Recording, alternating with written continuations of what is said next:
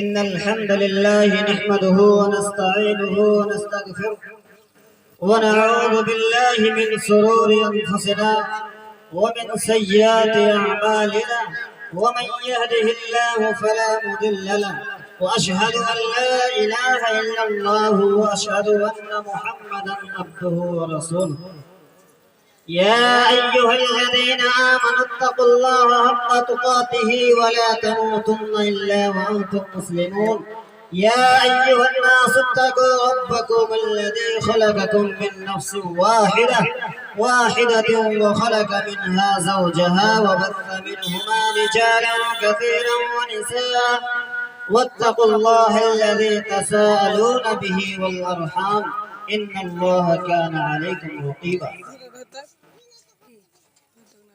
تمام تعریف و تعریفات اس اللہ رب العالمین کے لیے جنہوں نے ہم بنی انسان کو پیدا کیا اور پیدا کرنے کے بعد یوں ہی درندے پرندے کے جیسا بیکار اور بھٹکتے ہوئے نہیں چھوڑ دیا بلکہ ہمارے رائے ہدایت ہمارے رزق و ہدایت کے لیے ان گنت انبیاء اکرام کو مبعوث فرمایا۔ انہیں میں سے ہمارے آخری لیڈر تاجدار مدینہ محمد مصطفیٰ صلی اللہ علیہ وسلم کو مبعوث فرمایا، جن پر ہزاروں ہزار درود و سلام نازل ہو۔ اللہم صلی و بارک۔ محترم حضرات، آج کے اس پروگرام میں جس عنوان کے تحت کچھ باتیں عرض کرنا چاہتا ہوں وہ ہے قرآن کریم۔ عزیزان گرامی، یہ ایک مسلمہ حقیقت ہے کہ قرآن ایک مقدس کتاب ہے۔ اس کے بارے میں ہمیں چڑھتے سورج کی طرح پختہ یعنی پکا یقین ہے کہ اس کا ایک ایک حرف صادق و سچا ہے۔ ایوہ قرآن جس کے زبان مقدس، بیان مقدس، جو فصاحت و بلاغہ کا ٹھاٹھے مارتا سمندر ہے، جس کی صداقت کے متعلق رب ذوالجلال کا ارشاد ہے ذالک الکتاب لا ریب فیہ، کہ ایسی کتاب ہے جس کے بارے میں رائے کے دانے کے برابر سقوہ سوا کی گنجائش نہیں۔ یہ واضح نسخہ کیمیاء ہے جس نے 23 سال کی قلیل مدت میں پورے عالم انقلاب برپا کر دیا، جس کے سامنے بڑے سے بڑے فصحاء، علماء، ادباء، شعراء گھٹنے ٹیک دیے۔ اس کتاب کو جب شک کے نظرے سے دیکھا گیا تو اس کتاب نے دشمنوں کے سامنے ایک بڑا چیلنج پیش کر دیا۔ وَإِن كُنتُمْ فِي رَيْبٍ مِّمَّا نَزَّلْنَا عَلَىٰ عَبْدِنَا فَأْتُوا بِسُورَةٍ مِّن مِّثْلِهِ، کہ دشمنوں اگر تمہیں اس کتاب کے بارے میں ذرہ برابر بھی شک ہو جس کو ہم نے نازل کیا اپنے بندے محمد صلی اللہ علیہ وسلم پر، تو تم ان جیسی ایک صورت بھی پیش کر دو۔ اگر تنہی تنہا نہیں کر سکتے تو تم اپنے ساری سودا کو اکٹھا کر لو۔ اگر تم اپنے دعوے میں سچے ہو، ایوہ کلام الہی ہے جس نے اپنے بڑے سے بڑے دشمنوں کو ہدایت کی راہ پر گامزن کر دیا۔ ایوہ بہترین عطیہ ہے جس کی بدولت حضرت عمر فاروق کو ایمان نصیب ہوا۔ غرض یہ ہے کہ اسی قرآن نے انسان کو زمین سے ثریا تک پہنچا دیا، اور کیوں نہ ہو جبکہ اس قرآن کو جس ذات نے نازل کیا رحمت للعالمین۔ محترم حضرات، آئیے ایک حدیث سناتے ہیں۔ اقرأ ورتقِ ورتل كما كنت ترتل في الدنيا فإن منزلك عند آخر آية تقرأها۔ الحدیث کہ قیامت کے دن حافظ قرآن سے کہا جائے گا کہ قرآن پڑھتا جا اور جنت کے درجے پہ چڑھتا جا اور ٹھہر ٹھہر کر پڑھ، جیسا کہ تو دنیا میں ٹھہر ٹھہر کر پڑھا کرتا تھا۔ بس تیرا مقام و ٹھکانہ وہی ہے جہاں آخری آیت پر پہنچے۔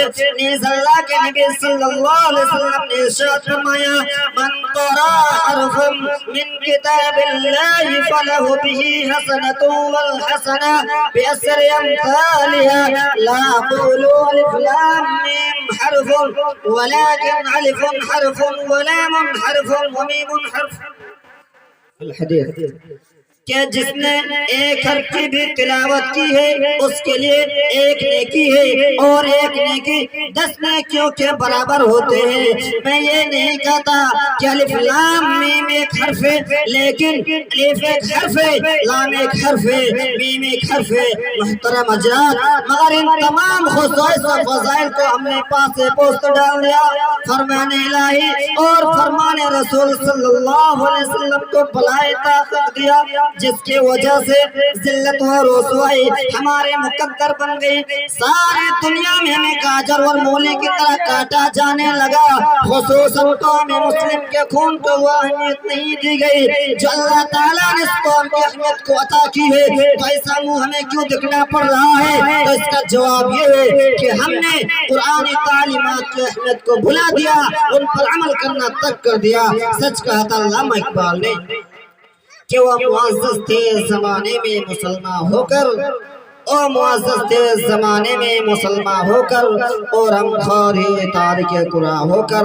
دوستو، میں آپ سے پوچھنا چاہتا ہوں کہ وہ کون سی چیز تھی جس کے وجہ سے مکہ فتح ہو گیا؟ تو سنیے، وہ قرآن ہی کی دولت تھی۔ قرآن آیا تو لوگوں کو عدل مساوات کا درس دیا، قرآن آیا تو بت پرست کو بت شکل بنا دیا، قرآن آیا تو مذہب اسلام کو غلبہ حاصل ہوا۔ سچ کہا کسی شاعر نے، وعدہ غلبہ ہے مومن کے لیے قرآن میں، وعدہ غلبہ ہے مومن کے لیے قرآن میں، پھر جو تو غالب نہیں کچھ ہے کسر ایمان میں۔ دوستو، اللہ اور اس کے رسول سے محبت کیسے کرے، اس پر کچھ باتیں بولوں گا انشاءاللہ۔ سننے سے زیادہ عمل کرنے کی کوشش کریں گے۔ اللہ ایک انسان کے لیے ضروری یہ ہے کہ اس کے دل میں اللہ اور اس کے رسول سے سچی محبت ہو۔ اس کے بغیر کسی بھی شخص کا ایمان مکمل نہیں ہو سکتا۔ اللہ کی محبت اس لیے ہونی چاہیے کہ وہی ہمارا مالک و خالق ہے، ہمارے دل کی ایک ایک دھڑکن پر اسی کی سلطنت ہے، ہمارے ایک ایک سانس پر اسی رب کائنات کا قبضہ ہے۔ وہ جب چاہے جس کو چاہے گناہ کا گھاٹ اتار سکتا ہے۔ عزت و ذلت اسی کے ہاتھ میں ہے، اور ہمارے اوپر اس کا سب سے بڑا احسان یہ ہے کہ اس نے ہمیں مسلمان بنایا، اسلام جیسے نعمت سے نوازا، اور اپنے پیارے حبیب محمد صلی اللہ علیہ وسلم کو امت ہونے کا شرف بخشا۔ تو کیوں نہ ہم اس کا شکر ادا کرے؟ ہمارے دلوں میں خالص محبت کیوں نہ پیدا ہو؟ مگر سوال یہ ہے کہ اللہ سے محبت کیسے کرے، اس کا کیا طریقہ ہے؟ اس سوال کا جواب خود اللہ رب العزت اپنے پاک کلام میں دیتے ہوئے فرمایا، قُلْ إِن كُنتُمْ تُحِبُّونَ اللَّهَ فَاتَّبِعُونِي يُحْبِبْكُمُ اللَّهُ وَيَغْفِرْ لَكُمْ ذُنُوبَكُمْ وَاللَّهُ غَفُورٌ رَحِيمٌ۔ یعنی اے نبی، آپ کہہ دیجئے کہ اگر تم لوگ اللہ سے محبت کے دعوے دار ہو تو اس کے رسول کی اتباع کرو۔ اللہ نہ صرف تم سے محبت کرے گا بلکہ تمہارے گناہوں کو بھی بخش دے گا۔ معلوم ہوا کہ اللہ کی محبت سرور کونین صلی اللہ علیہ وسلم کے سنت کو اپنانے میں ہے، آپ کے نقش قدم پر چلنے میں ہے۔ آپ ایک سوال یہ پیدا ہوتا ہے میرے بھائیوں کہ رسول اکرم صلی اللہ علیہ وسلم سے محبت کیسے کریں؟ اس کا کیا طریقہ ہے؟ اس سوال کا جواب خود اللہ رب العزت اپنے پاک کلام میں دیتے ہوئے فرمایا، قُلْ إِن كُنتُمْ تُحِبُّونَ اللَّهَ فَاتَّبِعُونِي يُحْبِبْكُمُ اللَّهُ وَيَغْفِرْ لَكُمْ ذُنُوبَكُمْ وَاللَّهُ غَفُورٌ رَحِيمٌ۔ آئیے ایک حدیث سنیں، لا يؤمن احدكم حتى اكون احب اليه من والده وولده والناس اجمعین۔ کوئی بھی شخص اس وقت تک مومن نہیں ہو سکتا جب تک رسول اکرم صلی اللہ علیہ وسلم سے سچی محبت نہ ہو۔ تو رسول اکرم صلی اللہ علیہ وسلم سے محبت کرنے کا کیا طریقہ؟ لا يؤمن احدكم حتى اكون احب اليه من والده وولده والناس اجمعین۔ جب تک تم اپنے ماں باپ سے زیادہ اللہ کے رسول سے محبت نہیں کرو گے تب تک اللہ سے محبت پوری نہیں ہوگی۔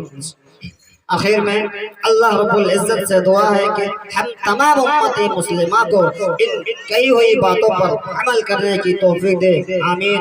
وما علینا الا البلاغ وعلیکم الحساب۔ السلام علیکم ورحمۃ اللہ وبرکاتہ۔